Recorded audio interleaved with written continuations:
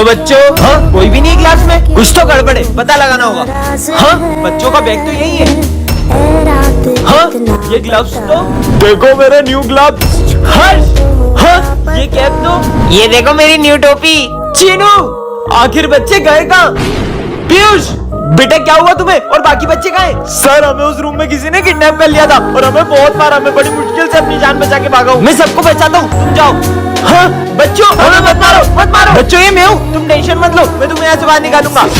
Sir, हाँ, आगे कौन कर रहा है ये सब? अरे तुम लोग डरो मत। पीयूष, जल्दी हमारे हाथ खोलो। मैं ही तो हूँ द मास्क मैन।